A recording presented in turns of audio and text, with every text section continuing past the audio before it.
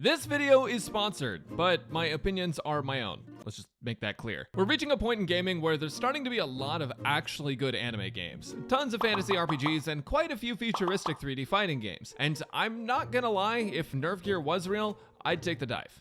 Immediately. You know you could, like, die, right? I do not care, I have the masculine urge to become a cute anime girl. Snowbreak Containment Zone is my current obsession because, goddamn, look at her! If there is a god above, please forgive me for the atrocities I will commit to max this character. Anyways, I've been playing this game for a while, and I wanted to give you guys my thoughts because for some reason, unlike my parents, when I told them I'm straight, some of you guys actually listened to me. While Snowbreak Containment Zone is a pretty long name, it's nothing like the newest isekai titles. Snowbreak is your sci-fi third-person shooter anime RPG in a sea of fantasy third-person anime RPGs, with the keywords being sci-fi and shooter. There's pretty girls in every gacha game, but these ones have the American wet dream. Before I get into the gameplay, the basic story premise is that you create a resistance force against these giant titans and— wait a second.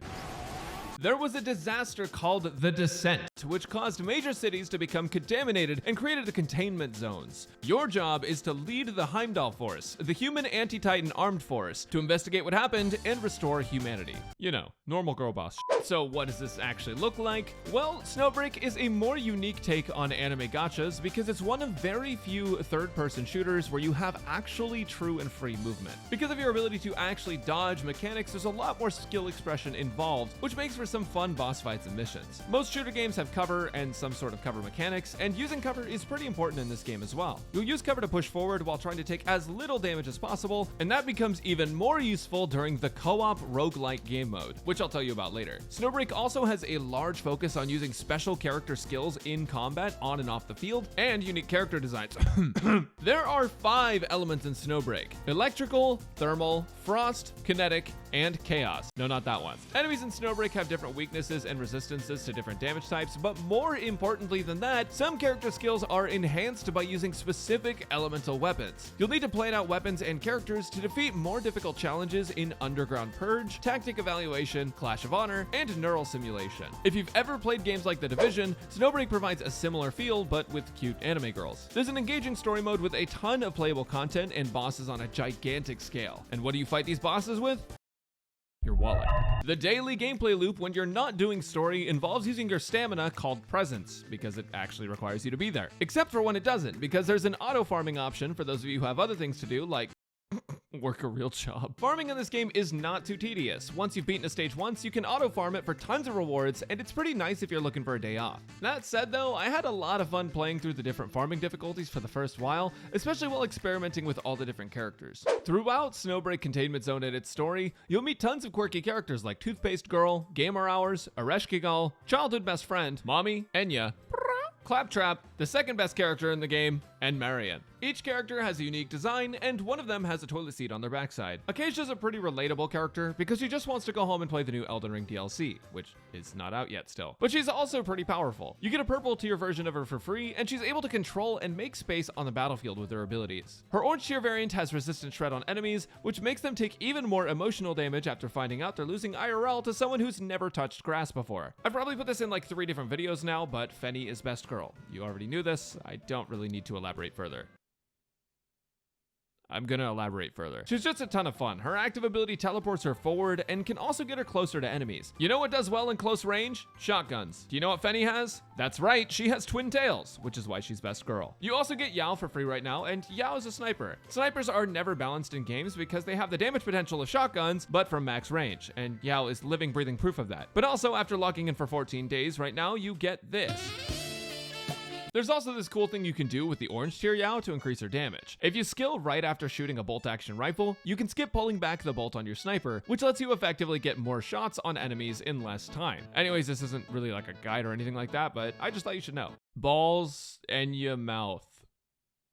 I couldn't really think of a way to put that in the script, but Enya has a funny name. There's also a mode called Base, which should be renamed to Based, because it's the only game mode in Snowbreak where you can pretend these pretty 3D women are real and dating you. This zone is not to be confused with First Base though, which is what you'll never get to because you're playing Snowbreak Containment Zone. I do like the trust system because it incentivizes you to use your favorite characters and see them get stronger. Also, the live 2D animation here, it's great. I absolutely love it. The character designs in Snowbreak are fantastic, and I also really like the English voiceover because when Fenny gave me attitude, it really made made me feel alive. The other thing I really liked about it was the customization you had on character, weapons, and logistics. Guns in this game can actually have a ton of modifications to them. For example, I can take Acacia's pistol here, which is about 4 inches, which is above average, and add a silencer to it, which gives it an attack bonus, an interruptibility boost, as well as about 2 more inches, making it way above average. Weapon customization is super underrated in newer games, and it's nice to see some more stat allocation options. Not that it matters because I'm just gonna use the pretty attachments anyways. By the way, these attachments are unlockable, so you have gear progression on your weapons. It gives you something to shoot for, something to aim for, and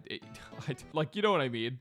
Most gacha games have a gear progression system, and Snowbreak does as well. It works a bit different from how I'm personally used to, where I would usually pick 1 of 2 gear sets to farm for to kit out a character, and grind that mission every single day with a stamina limit. Snowbreak Containment Zone does have a similar system in terms of spending stamina to farm artifact or relic equivalents, but the gear itself is closer to Honkai Impact 3rd Stigmata, where you have a 2-set bonus and a 3-set bonus. The main stats of each logistics member you can equip stay the same, meaning there's no farming for a specific main stat. However, each logistics member has talent stats that are randomized, and that lets you build characters for specific stat increases like skill haste and attack. That's right, crit farming is back, baby. Farming these seems pretty awful at first because any logistics can drop at any time, but luckily for you, the game pities you. Once you've suffered enough of the wrong logistics, you're guaranteed a pickup logistic from a squad of your choosing. By using the right logistics squad for your character, you'll get a ton more value out of your teams and also stop throwing my co-op games. Though the co-op in this game is pretty limited in terms of what sort of activities you can actually partake in, it's pretty dang fun. Roguelike games are basically sort of like dungeon challenges where at the end of every encounter, some sort of event occurs and or you get some sort of buff. Throughout the playthrough, you'll gain more and more buffs to build a specific way up until the run is over. Roguelike game modes are fun and repeatable, and bringing in other players to join has been an amazing experience. I know a lot of players are pretty weary of co-op, some people prefer to play solo, and that's totally fine. You can actually even queue into the roguelite mode solo too. For me, someone who's always been really into MMOs and co-op games, this game mode has been awesome and I really enjoyed the bit that I played.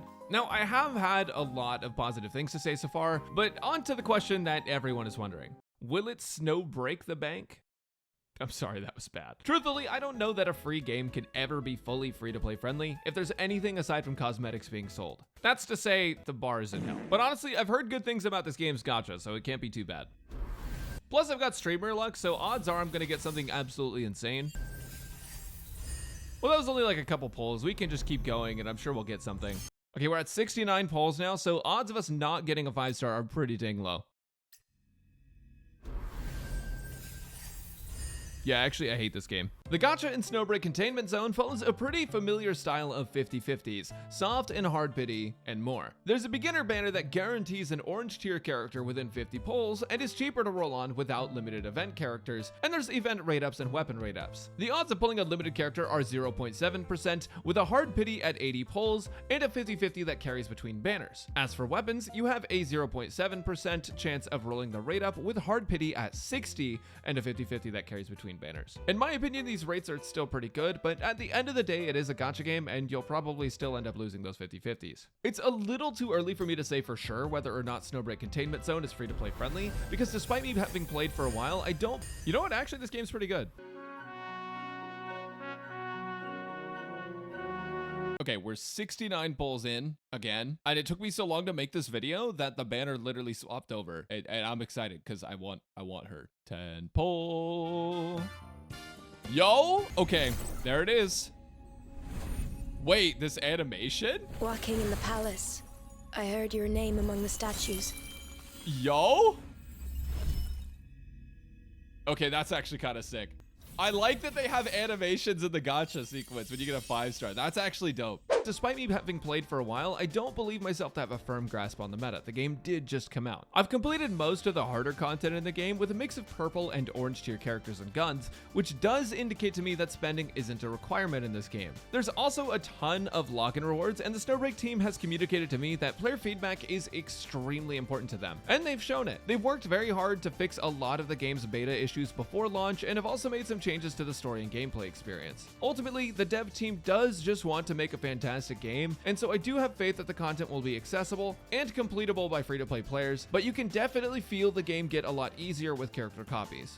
Snowbreak Containment Zone is a pretty fun game overall though. I have sort of hit a wall in progress where I don't feel like I have as much to do, but the game is still free and you could still enjoy it with absolutely no buy-in at all. Personally, I very much enjoyed my time exploring Snowbreak, and if you enjoy more of a late game challenge in your games, it's worth trying out free to play. You don't really have anything to lose, except storage space. If you download with my link below, because like I said earlier, this is a sponsored video, even though my opinions are my own, you can get started right after this video, and if you redeem the code on screen, you can also get some in-game bonuses. Snowbreak just had its first major patch featuring the Sky Lantern Festival, releasing the new Orange Tier Chenching, Ethereal Cloud, and a new skin for Life Wild Hunt, as well as some new story chapters, so you've got a lot to look forward to if you decide to give it a go. And if not, well, I'll see you in the next video. If you're playing, let me know who your favorite character is, and give me your thoughts on the game overall. Thanks for watching, everyone. I'll catch you next time. Who are you looking at?